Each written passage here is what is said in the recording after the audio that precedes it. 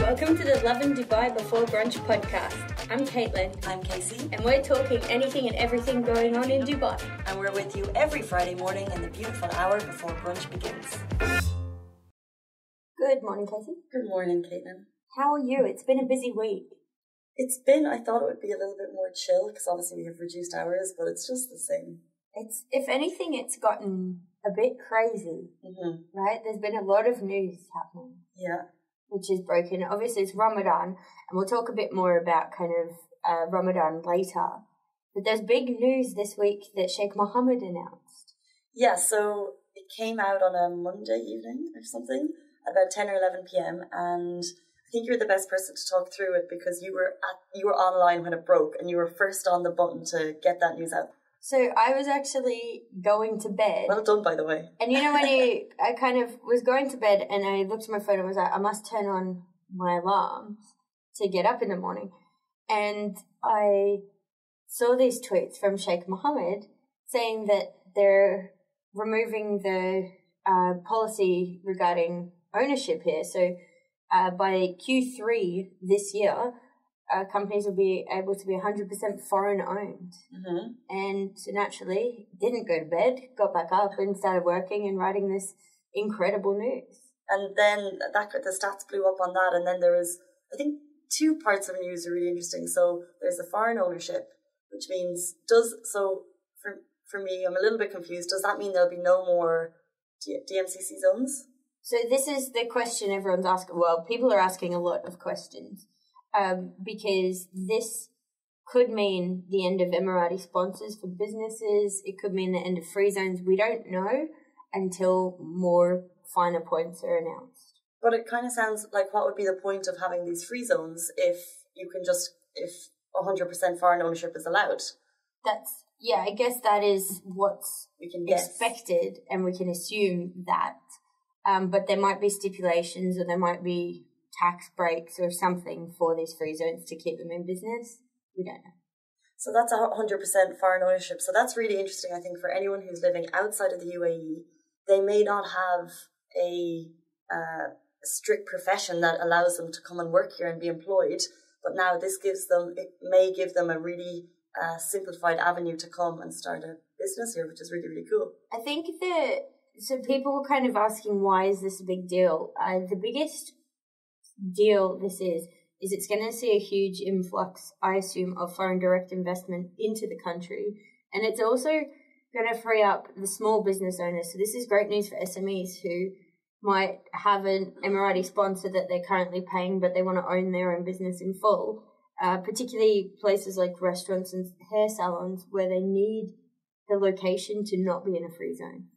I never thought about because I just assumed if you're a foreign owner here, you would just go into a DMCC zone. But obviously there's businesses all over the UAE. What they do is they're in partnership with an Emirati. Is that how it works? So that's the smaller ones and the bigger ones, actually. If you look at, for example, the retail sector is big business. But rather than Carrefour setting up here, Majid Al Futtaim owns Carrefour within the UAE. So it still has that majority ownership by an Emirati owner, but it's still the brand that we kind of know. So then there's that side of the news, which you were like, this is massive, everyone needs to hear about it. But I think personally the news that was more interesting to me is the fact that they're opening up a possibility of a 10-year visa for certain people. Yeah, so this is another exciting part of the story. So Sheikh Mohammed tweeted kind of all of this in 2 tweets. How this man got this into, what is it now, 260 characters? Per tweet. How he got this into 2 tweets, I have no idea, but he did it very well. Well, he just got out of the cabinet meeting, the UAE cabinet meeting. Yeah. And did these tweets, and he just nailed it. Okay, and what's the 10-year visa? Who is that? Who might be open to? So this is a bit more vague, I guess. We don't know because it's innovators, scientists, high achieving academic uni students, and I think there's a few more like that, like doctors. Certain professions. It said doctors, engineers, I think, as well. Yeah, but it's specific industries. So these visas will give people the opportunity to stay here. So if they lose their job, they don't have to panic about getting a visa within an allotted amount of time to meet the visa requirements, which is great news. And you said there it's kind of vague, and it is vague, but I think that means it could be open to a lot of people. No, I don't know exactly who, but it could be open to a lot more people, which is really, really exciting, because Dubai, as we know, is such a transient city. But if people knew that they were staying longer, they'd be more likely to put down roots, like we talked maybe about investing in properties and starting their own businesses. And it's really exciting for people like you and me. Maybe we wouldn't be open to the 10-year visa, but communities, I think, would kind of build a little bit more because people are more inclined to stay longer. This is, I think, the goal of this is to attract foreign investment, but also get people to invest a bit more in the economy. We always make jokes about you'll never find love in Dubai because everyone's here for a good time, not a long time. Maybe this law will mean that people are here for a long time. I love the way this is like kind of immediately what we think about. Yeah. Will the guys here settle down? They settle down now that His Highness Sheikh Mohammed has listed these deals. That was not what I was getting at. But it is exactly, because some people say to me, what do you miss most about home? And 100% my answer is friends and good relationships. And your smile. But it's true, because it's the one thing that I think Dubai has, like, so many great things. The one thing you can't make is people to stay forever. Yeah, and if one more of my favourite friends leaves me in Dubai, if they leave Dubai, my head is going to explode. Because I've had friends staggered leaving me, not leaving the country, leaving me personally. Exactly. Go somewhere else. And it's hard, because then every time you make a new friend, it's kind of like, when are they going to leave me? Exactly. Like when I started 6 years ago, it was really cool. I came over and there was 60 new teachers starting together. And I made such great friends over the course of 2 or 3 years. We all lived together. Slowly but surely, they've all one by one trickled away. And it's hard to restart that again. And it's because none of them moved here with the thought process that they might stay for longer, because it just wasn't even an option. But now, and I know teachers weren't listed on that list, but now this will change people's mindsets, I think. And maybe people will be more interested in getting those visas and settling down. And property is a big one. I have always considered buying here, but there's something over my head that goes, but what if I lose my job? What if I get deported? What if I don't have a visa and can't make things work here? And yes, if I lose my job financially, it'd be difficult, but at least if that 10-year visa's, then you can have a bit more reassurance, and it's worth investing in property more so, right? Yeah, I think property is one of the big things that people look at, because it's not crazy prices here at the moment. But I think even on a lower level, furniture. Like, I live with so many people who don't invest in good furniture because they're like, I'm not going to be here that long. I don't need a good couch. And then six years goes by and you're sitting on a ragtag couch and have to buy another one. Exactly, and your IKEA furniture is falling apart. What is with IKEA furniture in Dubai? People just have this, magnetism towards it. I love it. Yeah, but do you love that how many apartments have that black and white stripy carpet? Do you know what I'm talking about? No. It's like a black and white zigzag, and you just see it everywhere. It's good value carpet, but I think people invest in IKEA because it's easy to move, it's understated, it all matches, and it's bargain prices. Exactly, it's excellent value, so you can't go wrong.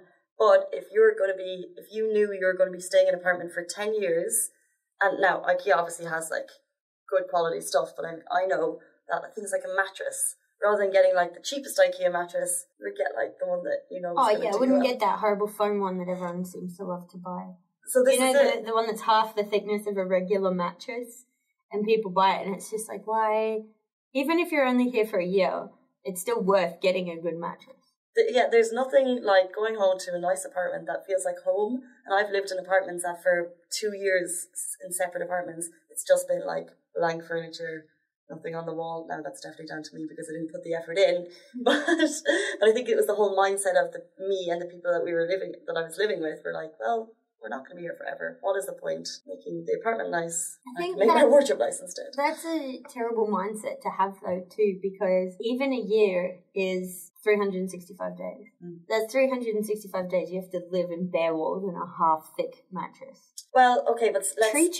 Treat yourself, fine, but okay, you could, like, make your bedroom homey. A lot of people lived in share apartments, right? So you can invest in your room, make that kind of your space. But then it's the living room and the kitchen and appliances that you just don't bother with, because what's the point? And the amount of stuff that you accumulate, I think. My mum was here, and she didn't buy any decorative stuff when she first moved here.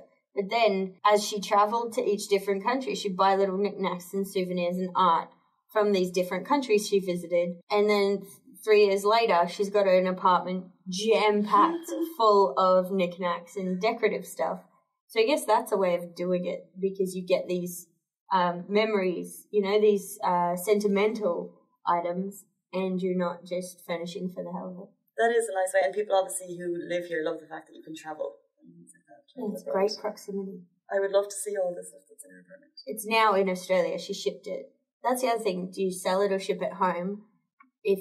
Or not home if he is home, but if you're leaving the UAE, what do you do with all this stuff?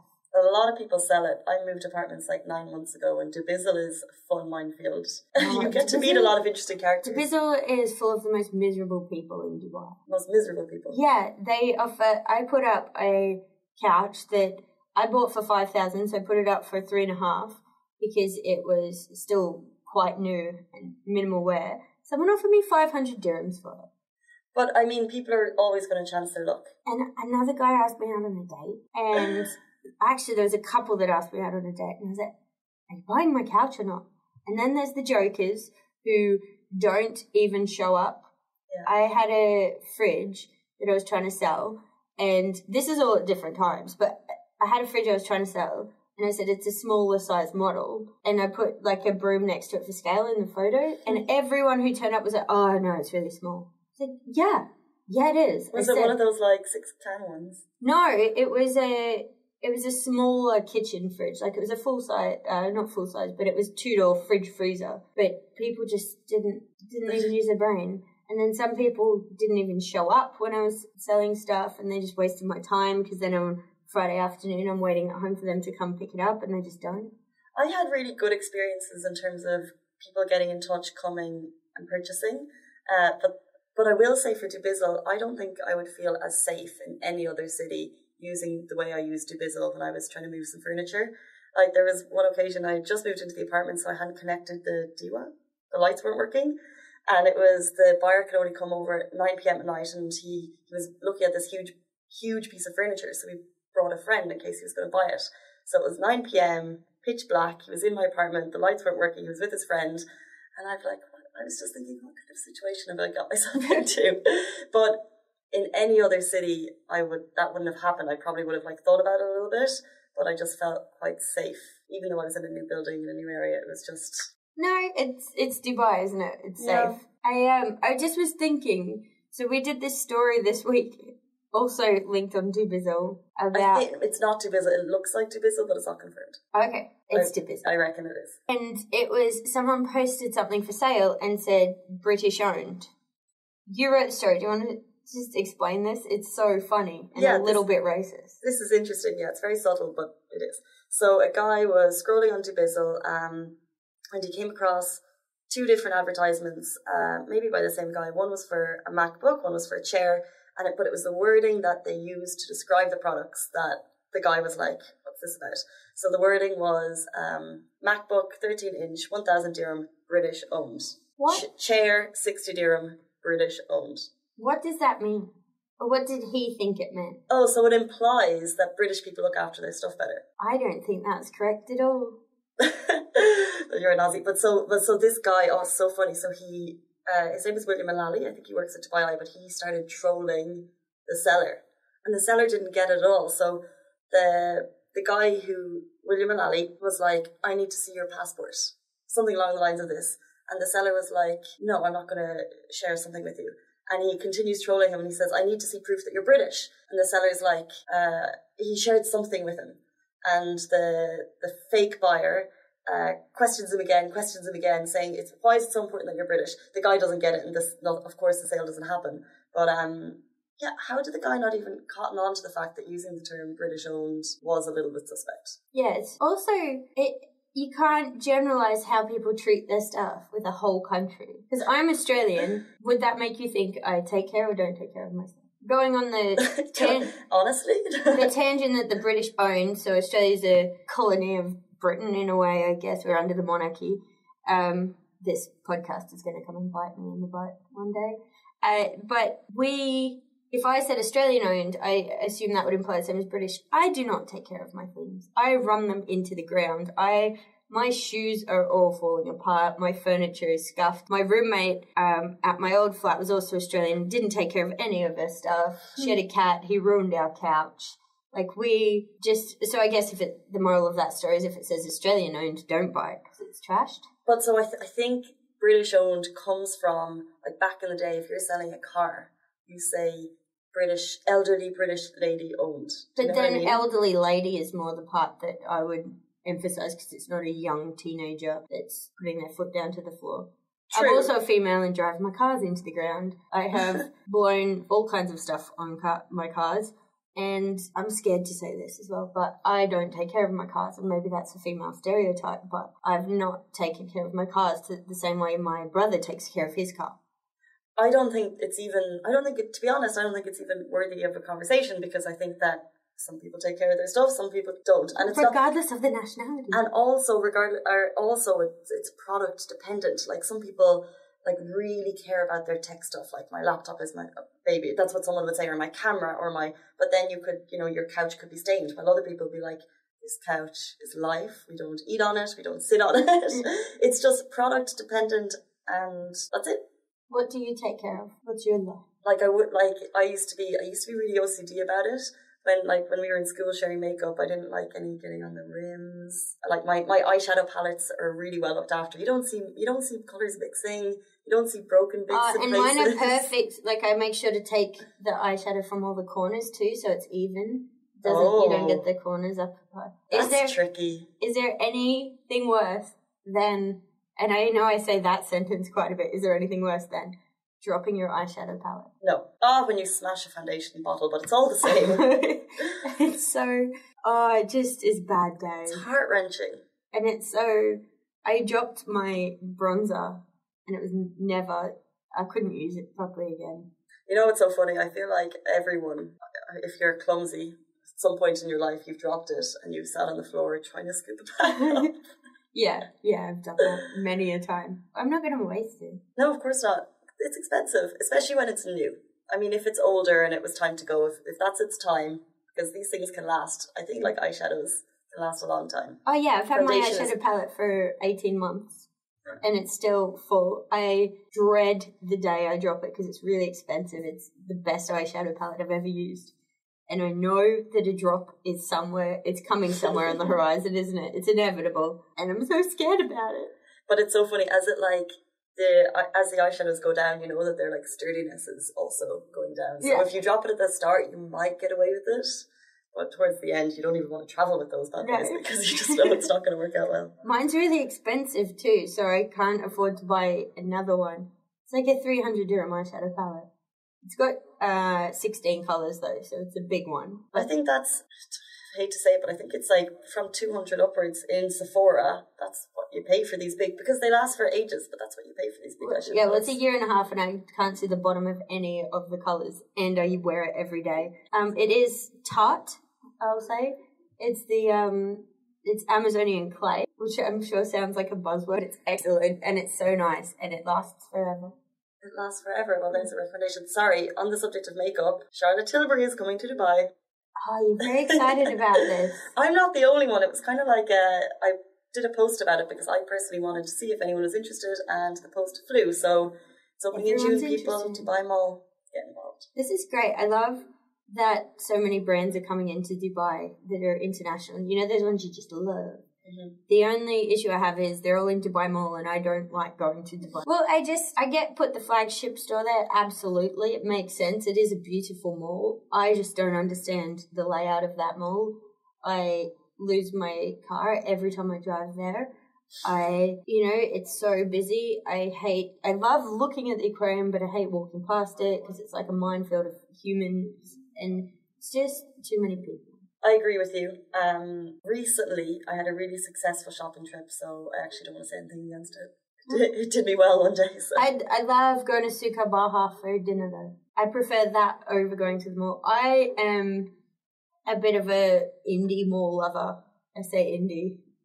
Mall of the Emirates, please. No, I like Ibn Battuta and Marina Mall.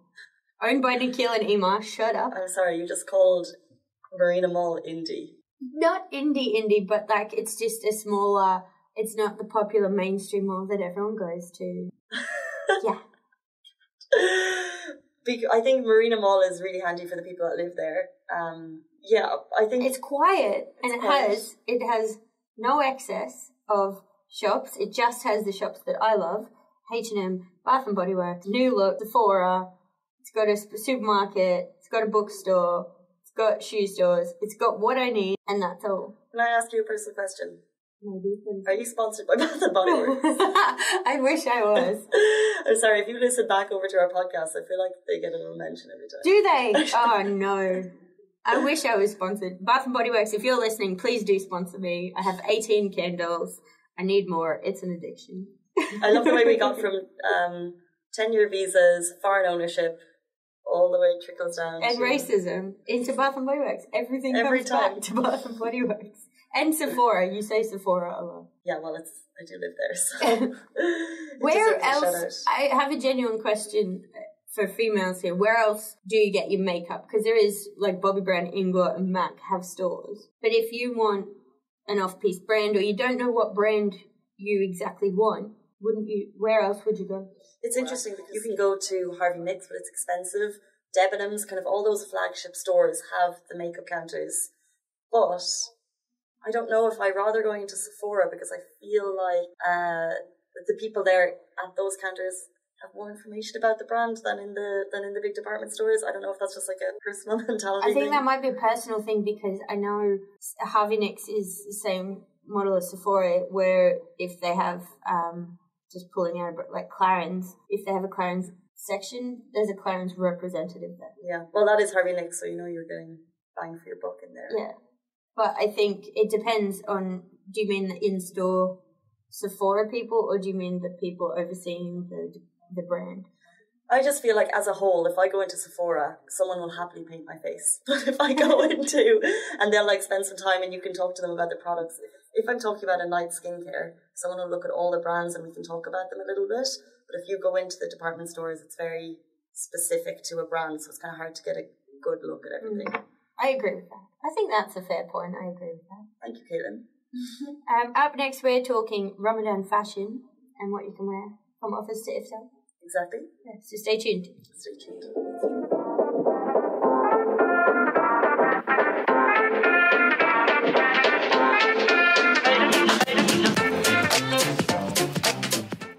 Welcome back, guys. As Caitlyn said, we're going to be talking a little bit about Ramadan fashion and a post that Caitlyn wrote during the week about what is and isn't appropriate, because I feel like as laws are loosening, people are loosening. People and their clothes are getting less loose.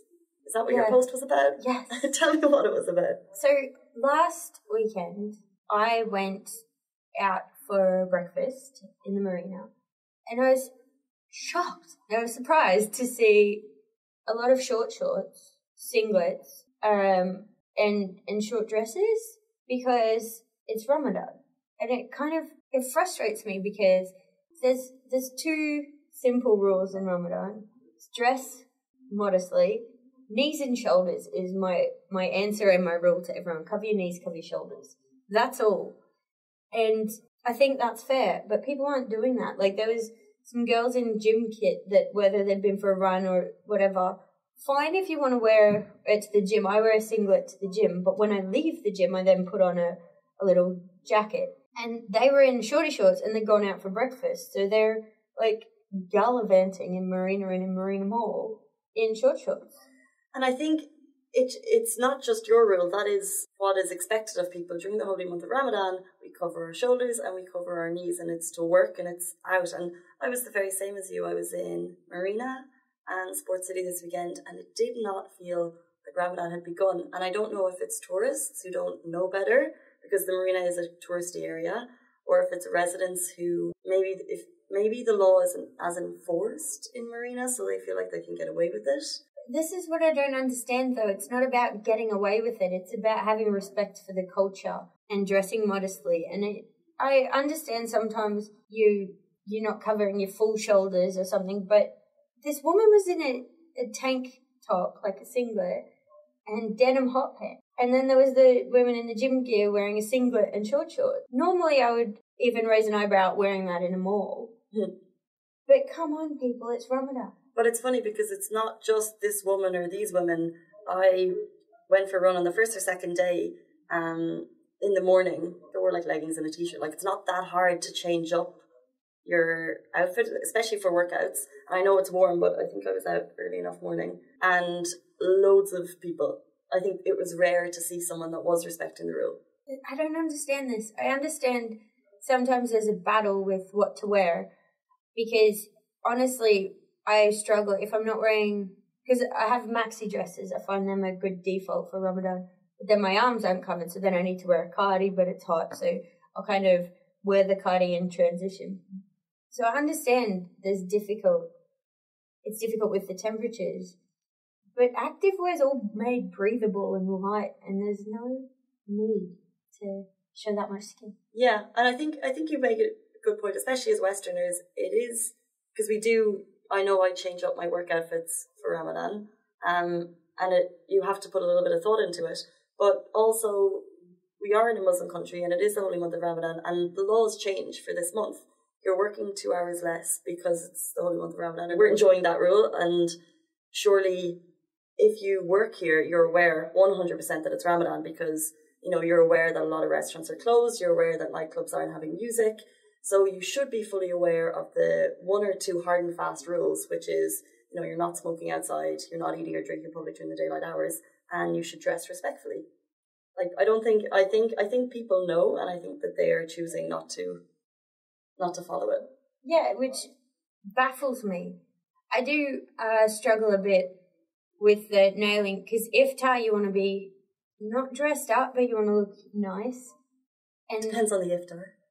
Yes, but what I wear to work doesn't necessarily translate to iftar time outfit attire, I think.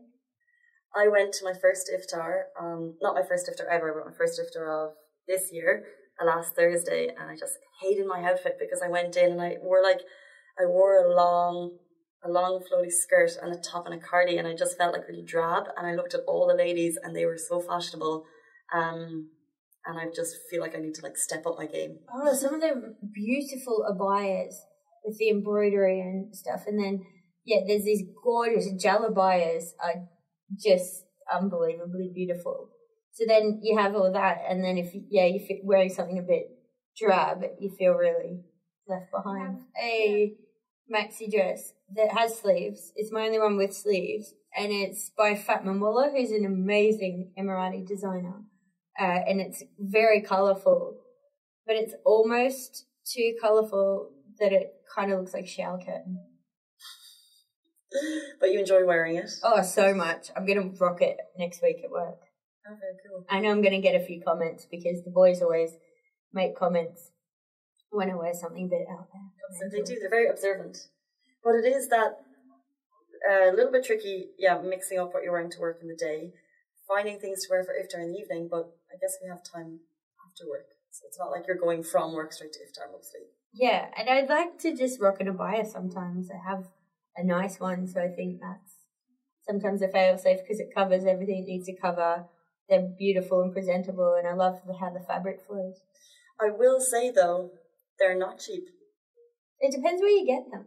I mean, I had to scroll through all the really cool stuff on the Amshi Edit, and the beautiful ones, the ones that you want, are topping around 2,000 dirham, which I understand because it's a full piece.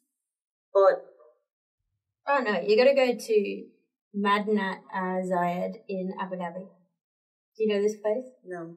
It's this souk-style shopping centre in the centre of Abu Dhabi, and it's a bit dingy and old. It's kind of like the Dira kind of souk, and there's just, it's fabric shops as far as the eye can see and abaya shops as far as the eye can see.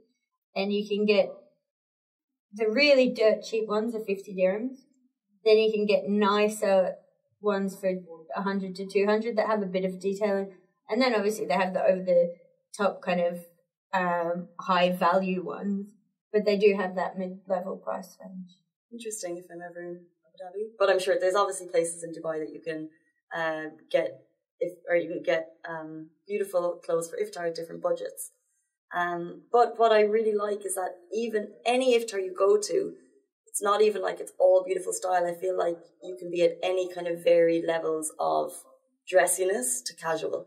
Like even at the most dressy iftars, I was at the St. Regis one recently and people are in jeans and tops. And also people are dressed up in beautiful abayas. It's just and it's totally fine. There's no judgment. Yeah, no one's expected to be a certain dress, which I really like. I still think people should enjoy it's the evening and it's iftar, it's fun. True, but if you're doing 10 to 15, I don't know who's doing 10 to 15, but if you're doing a lot, it's just that it's nice that it's not expected. What would you wear if you were coming to work and then going straight to iftar? So, I don't know if it's a maxi dress, but it's a long dress that I have that goes to my ankles, but it's cool and I wouldn't say it's form-fitting, but it's a nice material for the heat. And then I have this lacy curly thing to What colour is the dress? It's black. Nice. Is that a bit dark for daytime? No, I wear black all the time. I love a black maxi too. I have two. See, this is it. Long, loose dresses are the dream for the weather right now. Yeah. So it's win-win. Cover your knees and look good and be cool. And be cool. Yeah, so just dress respectfully. It's that easy. From us to you. We do have a recommended, some great Ramadan outfits, fashion on the site in a link. We'll share that in the article link so you can check out. Namshi has some great maxi dresses and jalabayas and things. Interesting, Souk has some pretty cheap stuff too, souk.com. Do they have fashion? Yeah. Interesting. It's not like Namshi level fashion, but it's not bad. Ah, I'll have to check that out. Yeah, it's a cheaper price point, so I guess the quality is a bit lower, but it's still... But shout out to both of Namshi and Souk for if you order, you're getting that the next day. And I just think that that's the best service that the UAE has to offer. I don't understand the Souk shipping policy because they have different sellers and then you have to meet a certain minimum requirement, but then if I buy 5 things, I have 5 big bits of plastic for each of them, which I despise. I agree with you because I was with you when a Souk package came in and the packaging is crazy, but they probably have a specific requirement per item to make sure that the item doesn't get broken. But even they were in different parcels. So I don't understand. You know the way how industries change and a startup kind of comes out of nowhere and it changes the whole game? Mm. That is what's needed for delivery packaging because at the moment the amount of waste is just shocking and there needs to be a new idea, which I don't know. We need to get rid of plastic. As all the companies are getting rid of straws, we need to get rid of plastic wrapping. I think it's a slowly turning tide that needs to turn a little bit faster. So we're going to wrap it up. Just before we go, Caitlyn, can you recommend one iftar that people should check out in the next couple of weeks? Yes. I've been raving about this to everyone. Dubai Opera iftar. It's amazing. It's unbelievable. It's the best.